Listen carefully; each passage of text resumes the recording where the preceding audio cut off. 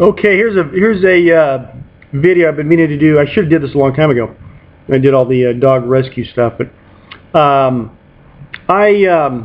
little bit about myself. I raise cattle. I've got 30 or 40 sheep. I got 40-something cows. I got like 20-something goats, 14 dogs. I'm down to 2 chickens. The raccoon took care of that. Whole bunch of cats. I have no idea how many cats are out there. I got a horse. Got a wild pig. She's not wild anymore, but she's not a commercial pig. She's a wild pig. What the heck? Somebody else is out there. I can't think of it. But I've raised a lot of it. I don't raise dogs. I'm not the puppies and dogs and all that kind of thing. I get pretty much everything fixed. I don't want any more dogs anywhere. But we raise, like I said, we breed cattle, breed the goats, breed the sheep, and we're dealing with babies and stuff a lot. This video, what I'm going to do is I'll put a different title on it, but I've had a lot of animals. When you deal with a lot of animals like this, someone's either being born or someone's dying. Okay, someone's healthy, someone's sick. You're dealing with this stuff all the time. I learned more about health issues on a personal level through the animals. Okay, keeping them alive and stuff. And you lose some, you save some, that kind of thing.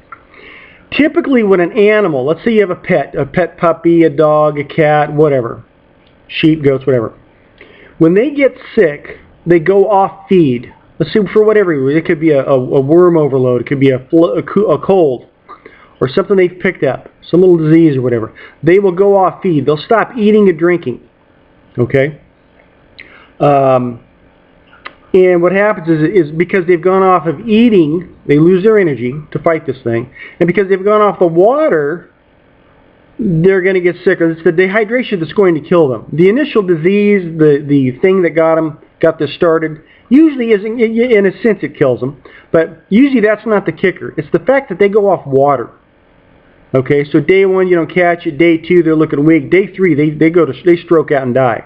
And they die slowly. It's very painful to how they go out that way.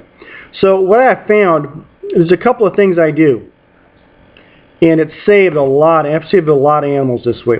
One is typically where I don't have a lot of automatic troughs. I fill them up every day with a hose, and the reason I do that is in my mind I'm always keeping tabs of, okay, when I go to the sheep, at the same time every day I know that their tub should be so, half full, half empty, however you want to look at it. But it should be about halfway down. And that way, it's a big group, so I really couldn't pinpoint if one animal was sick this way. But if they're not drinking enough water, I know that something may be missing there. I specifically do this with my horse. I top her tub off every day, and I look every day to see how much of that tub has been used, how much water she drank out of that thing. Okay? Because if I go out there one day and there's not much taken off, I'm in trouble. I got something to worry about. And you may not see it just looking at the animal. So I always keep an idea of make sure everyone's drinking. Okay? Very important. Because typically you don't notice when an animal gets sick, but you can notice if they're not drinking or not. And like you said, just like humans, we got a 3-day window with the water situation. And with the animals, you actually got a 48-hour window. Because the 3rd day they're so sick you can't pull them out of it. So you got an animal that's sick, your animal's gone off feed, let's say it's your puppy. Typically when I get started in this, let's say you don't notice it until you put some food down and they did not eat it. Okay, you're probably in day 2. And now they look lethargic, they look like they're sick or whatever. And like most people, like myself, you'd wait, well, let's see how they seem later this afternoon, let's wait till tomorrow. If something doesn't happen, we do the vet thing or whatever. And usually that next 24 hours is going to be the kicker. So what I'll typically do in a situation like that, I got an animal that's looking weak, is I'll take, dogs is pretty easy. You can't squirt anything in a dog's mouth because they'll put up a fight. But I take butter. Butter's my big lifesaver here. I'll take butter and I'll smear it on his nose where he's got to lick it off. Even a sick dog, they can't stand to have something on their nose. I might have to do this 5 or 6 times, several times a day. Take a fingerful of soft butter, smear it on his nose. He's going to lick it off. Now let's say the dog doesn't want to do that, and I know the dog's not going to be a biter. I'll put some inside of his mouth. All right? Now I'm going to do this several times throughout the day. There's an advantage that we have in butter. One, it's not a pharmaceutical. We don't have to go beg for it. or go to the vet, have them, spend $100 for anything else to use something. You use butter, it's got two main components that we're looking for. One is it's fat, okay? It's dairy fat, milk fat, which is very digestible, all right?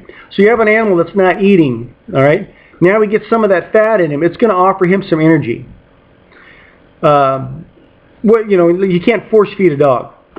So you put that butter in his mouth, get it on his nose, gets it in his mouth. He's going to lick it back. One reason he's going to lick it back is because it's salty. Okay, so now we've added fat to this dog's diet suddenly. It's going to give him some energy, might save him, get him going. But the big kicker is the salt. He's got to lick this thing back because it's so salty. What's that salt going to make him do? Okay, it's not going to replace all of his electrolytes, but it's going to make him thirsty. I have got to get fluid into this animal. Okay, so especially dogs. Dogs are typically almost always dehydrated because we feed them dry food mostly. They're not getting a fresh animal filled with blood and all this kind of stuff. So dogs are typically dehydrated anyway. Dogs go real quick when something like this happens. So what you have to do is you got to get some energy in that dog because he's not eating. That's the fat. And you got to get him drinking again, which comes in the salt. So if you look at this is just a brand that was on sale, but you take butter, preferably get salted butter. Don't get unsalted, it defeats the purpose. But you get salted butter and you get it in that dog's mouth. And let's say your dog ain't going to let you put nothing in his mouth. You smear it on his nose. Another good way is you take his paw, you put him in a clean environment like a concrete floor or something, you don't want to be on dirt. You take his paw and you smear butter all over the bottom of it or on the top of it. He's going to lick that stuff off. Okay, you're going to try to get this stuff in him any way you can. Fat for energy, salt to get him drinking again. I've saved a lot of animals this way. When I deal with the sheep, or I get these plastic syringes, whatever they call them, plungers, whatever, at the feed store.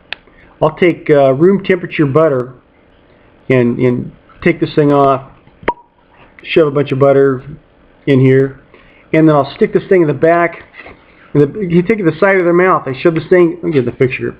I put it in the back of their mouth like this, and just short spurts like that to get that butter in them. They can't help but lick this back. Some goats are smart enough they can spit it out, so I'll just grab their muzzle and just close their mouth till they suck it back. Little babies usually don't fight this.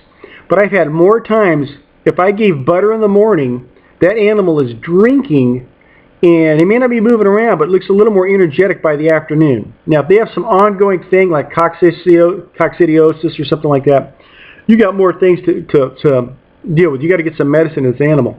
But at least now they're digesting, they're getting a little bit of energy, and they're drinking again. Okay? So most farm animals are sheep, your goats. You could use something like this. Get your little plastic syringe. Get some, I'm doing terrible with this camera. Get yourself some butter. Get it room temperature. And get this in. And don't worry about using too much. I'll typically go with any animal at least a tablespoon. Okay? And then I'm going to do it again in a couple hours. Dogs, wipe it on his feet, wipe it on his nose, wipe it on his coat somewhere. They'll lick it off. You give medicine for dogs that way all the time. Cats, same thing. You put it on the top of the paw of a cat, he's got to lick that thing off. They can't stand it. But most cats, you can kind of get away with this a little bit on your cat. But you're trying to get energy into the animal to get them to endure a little further, maybe come out of it, and you're trying to get them drinking again. Because once again, it's not the cold or the little disease that's killing them. It's the fact that it gets them to go off feed and they dehydrate, and that kills them. They basically go into a shock. It's endo-something shock, but that is miserable. We've put a lot of animals down. Once they get to that certain point, their lower half of their body shuts down, is paralyzed, but their front legs and stuff are still working. I've never saved an animal that's gone that far. And the sad thing about that is it may take days for them to die. And so typically, once they go into shock at that point, I gotta euthanize at that point because it's an agonizing. They cry all night and everything else.